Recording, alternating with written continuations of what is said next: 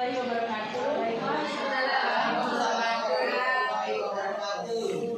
kasih teman-teman telah memenuhi undangan kami CGP.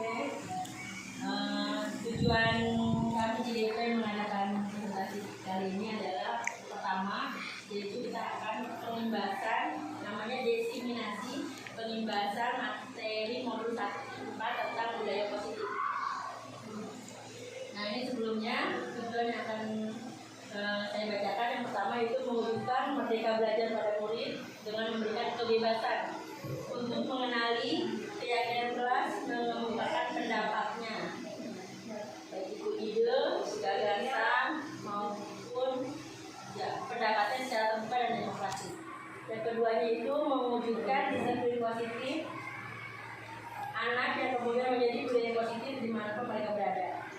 Diawali dengan menjalankan keyakinan kelas yang disepakati bersama dengan kesadaran diri dan tanpa tekanan. Yang ketiga, membentuk karakter positif pada peserta didik melalui kegiatan pembiasaan positif.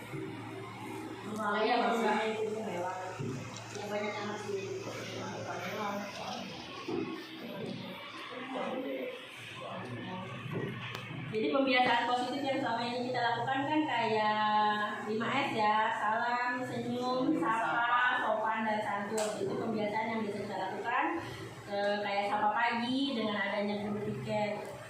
Ini budaya positif. Budaya positif di sekolah ialah nilai-nilai keyakinan dan kebiasaan-kebiasaan di sekolah yang berpihak pada murid agar murid dapat berkembang menjadi pribadi yang kritis, penuh hormat, dan tanggung jawab. Ini yang kita pelajari di CGP di modul 1. Ada beberapa permasalahan di kelas pada anak. Segitiga restitusi adalah salah satu solusinya. Dalam segitiga restitusi yang kita pelajari ada 3 hal yang kita gunakan. Yang pertama, kita menstabilkan identitas. Stabilkan identitas dulu. Jadi siswa itu jika misalnya mereka melakukan kesalahan, seperti contoh dia mengganggu teman, kita akan tanya kenapa mengganggunya, apa alasan kamu mengganggu. Itu salah satu contoh menstabilkan identitas dia. Yang keduanya kita validasi tindakan yang salah. Jadi kita tanya, kesalahan kamu, tahu kamu kesalahannya di mana? Terus apa yang harus kamu lakukan dari kesalahan yang kamu lakukan itu. Yang ketiganya menanyakan keyakinan. Jadi menanyakan keyakinan, kalau dia masalah mengganggu kelas berarti dia telah melanggar keyakinan kelas yang telah dibuat, yang telah disepakati oleh guru dan siswa. Kita punya di kelas ada keyakinan atau kesepakatan kelas yang kita tulis. Misalnya di situ harus menghormati teman. Dengan mengganggu teman berarti dia tidak kesepakatan kelas ada yang dia langgar. Makanya menanyakan keyakinan itu artinya dia tanyakan kembali keyakinan kelas yang kita kelas sepakati ini, ada nggak yang kamu langgar? Kalau misalnya kita bertanya seperti itu dia jawab, itu berarti ada kemungkinan dia akan merubahnya menjadi lebih baik lagi.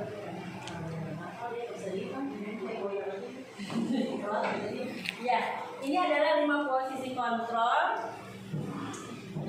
Sebaiknya seorang guru ada di posisi yang mana? Sebagai penghukum kah? Sebagai pembuat merasa bersalah? Sebagai teman? Sebagai pemantau atau sebagai manajer? Sebagai teman.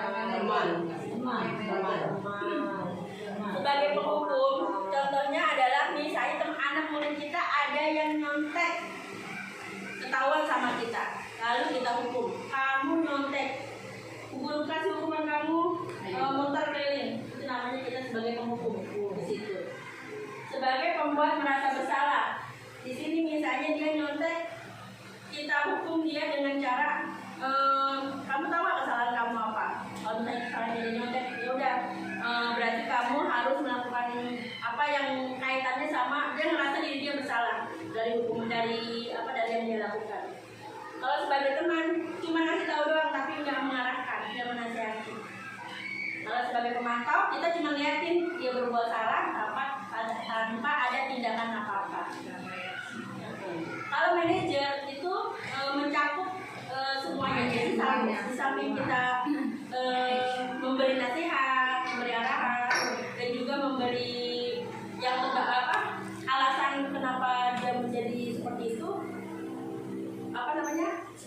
manajer ini kita harus siap dengan kondisi kenapa dia melakukan itu. Kita harus punya jawabannya, harus punya solusinya. Ini 5 kebutuhan dasar manusia.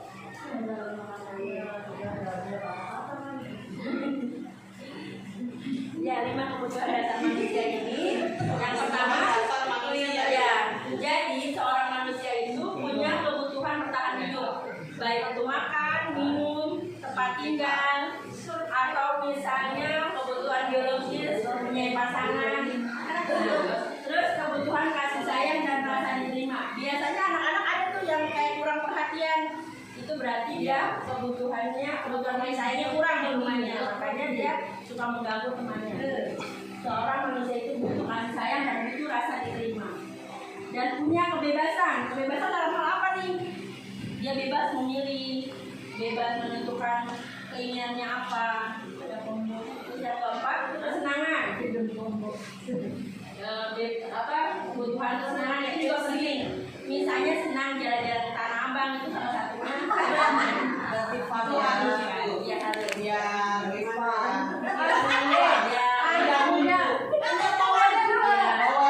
Penguasaan atau power itu punya kemampuan. Ya, dia punya kemampuan.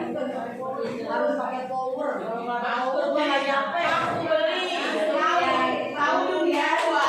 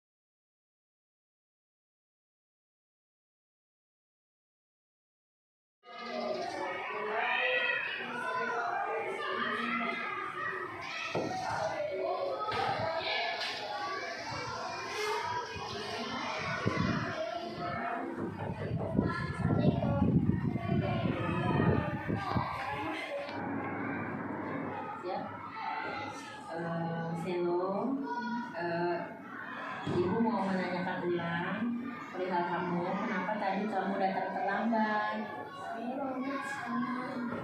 Kenapa bisa kesiangan? Tidurnya malam ya? Jam berapa kamu tidur? Masya Allah, jam 1. Gak boleh ya, lain kali tidur malam-malam. Itu akan berdampak tidak baik buat kesehatan kamu juga. Oke, jadi mulai nanti tidur jangan terlalu malam. Terus datang terlambat itu baik nggak buat kamu? Tidak baik. Apa dampaknya kalau kamu sering datang terlambat?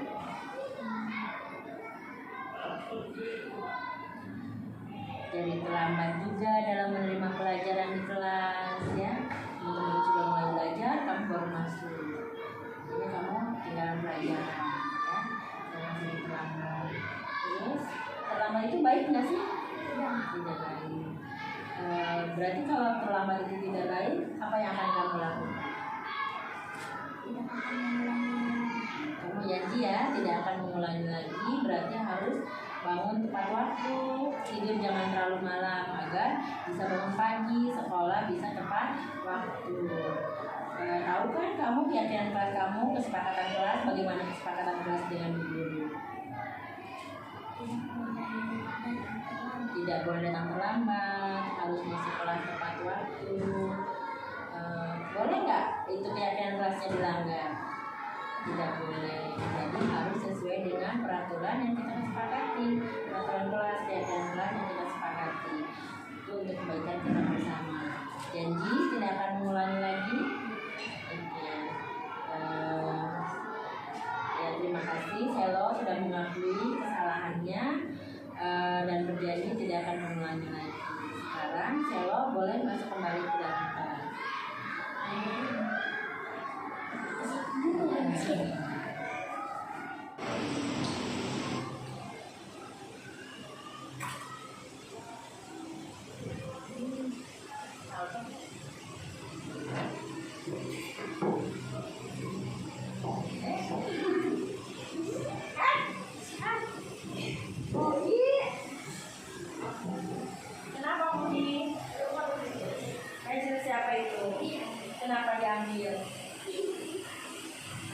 setelah pelajaran ini kamu kurangin dulu ya, kita akan bicara. Ya, silakan sekarang mengerjakan, kembalikan itu pertanyaannya.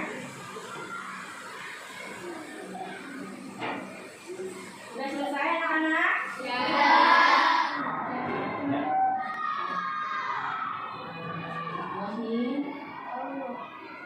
Mami tahu tadi kenapa ibu panggil ke sini? Kenapa? Karena mukul kepala dia sama pensil. Kenapa kamu mukul-mukulin kepala teman kamu? Terus kamu juga tidak bisa diem, lari-larian, keliling-keliling kelas, mengganggu teman yang lain sedang menulis. Apa alasannya? Karena saya Iseng. Tapi kamu udah selesai belum? Tidak. Sudah selesai. Boleh tidak kamu melakukan hal seperti itu di kelas? Tidak boleh. Tidak boleh. Benar atau salah kelakuan kamu? Salah.